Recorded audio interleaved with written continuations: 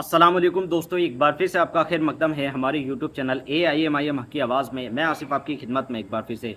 दोस्तों, लोकसभा का चुनाव हो चुका है और उस चुनाव में जो परिणाम आए हैं वो सभी को चौंकाने वाले आए हैं।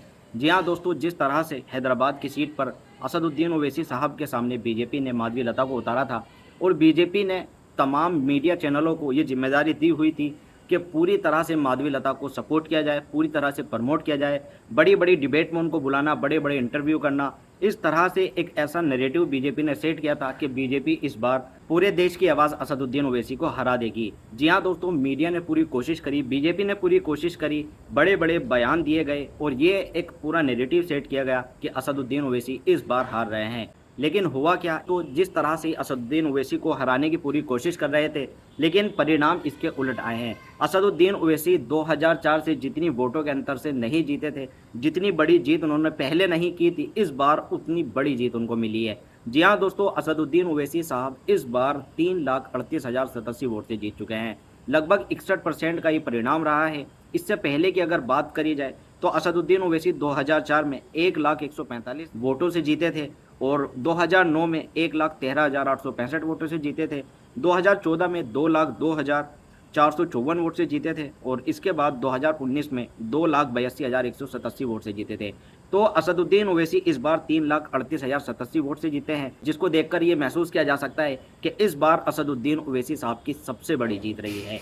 ये जीत इतनी बड़ी रही है कि बीजेपी के बड़े-बड़े नेताओं को हैदराबाद में उतारा गया ताकि असदुद्दीन ओवैसी को हराया जा सके। लेकिन परिणाम ये हुआ कि बीजेपी को इसमें मुँह की खानी पड़ी और ओवैसी साहब बड़े अंतर से जीते। इसके ऊपर असदुद्दीन ओवैसी क्या बोले, आप उसको भी ज़रूर सुनें। ओवैसी साहब इस पर क्या बोल रहे हैं, वीडियो देखें ओवैसी साहब ने क्या बोला।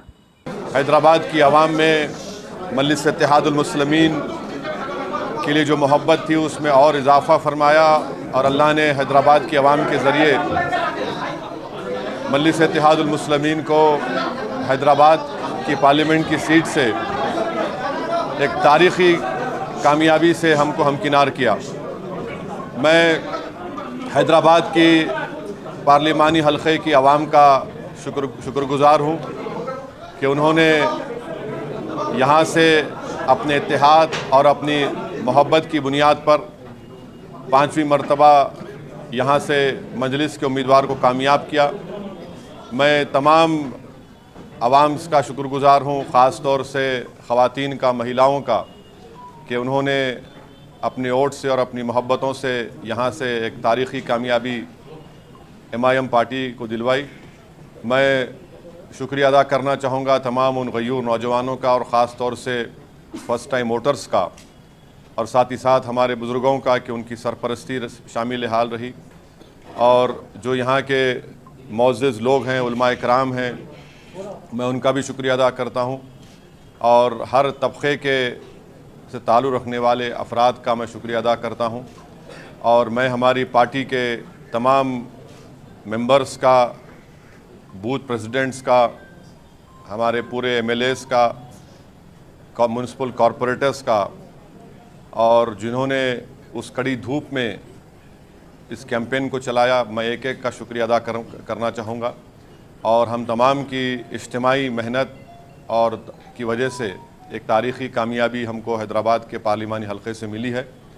तो मैं इंशाअल्लाह कोशिश करूँगा, जस्तजू करूँगा कि जो भरोसा मुझ पर आपने क़ायम किया है, पहले से ज़्यादा हम लोग मेहनत करेंगे हैदराबाद की पार्लियामेंट की के यहाँ पर डेवलपमेंट करवाने के लिए। पूरे के पूरे हैदराबाद को आ गए थे और हैदराबाद की आवाम बोली हौरे, हैदराबाद की आवाम बोली हौरे, हैदराबाद की आवाम बोली हौरे, नहीं बोले तो नहीं सुनते, दिखा दिए, पूरा दिखा दिए ना। आप देखो, ये एक तारीख़ी कामयाबी। मैं शुक्रगुज़ार हूँ, मेरे पास अल्फाज नहीं है कि बस एक ही तकलीफ़ है कि मेरा बाजू इम्तियाज़ जलील मेरे साथ नहीं होगा औरंगाबाद में। और हम उम्मीद कर रहे थे कि सीमांचल की लड़ाई को हम पार्लियामेंट में लेके जाएंगे, मगर सीमांचल लड़ाई हमारी चलते रहेगी। हम देखेंगे क्या कमज़ोरी, हमारे माजिद साहब MLA साहब भी बड़ा कोशिश किए, टीम भी सब किए। बहरहाल मैं एक एक हमारे पार्टी के मेंबर्स का शुक्रगुज़ार हूँ कि इतनी गर्मी में कैंपेन किए, गैर मामूली गर्मी थी और इतनी शिद्दत की गर्मी में भी हैदराबाद के वोटर्स निकल कर वोट डाले। और मैं उनको भी शुक्रिया अदा करता हूँ, उनका सलाम करता हूँ। और ऐसे कई लोग हैं जिनको ना मैं जानता हूँ ना उनका पहचानता हूँ, मगर जो दुआएं भी किए, जो मेहनत किए, मेरे पास अल्फाज नहीं है कि कैसे उनका शुक्र अदा करूँ। बस मैं दुआ कर सकता हूँ कि अल्लाह उनको सलामत रखे और अल्लाह हमको एक और हमारे जज्बे में इखलास दे कि हम उनके भरोसे पर उतरें और हमारी लड़ाई जारी रहेगी फ़िरका परस्त ताकतों के साथ इंशाअल्लाह ताला। बस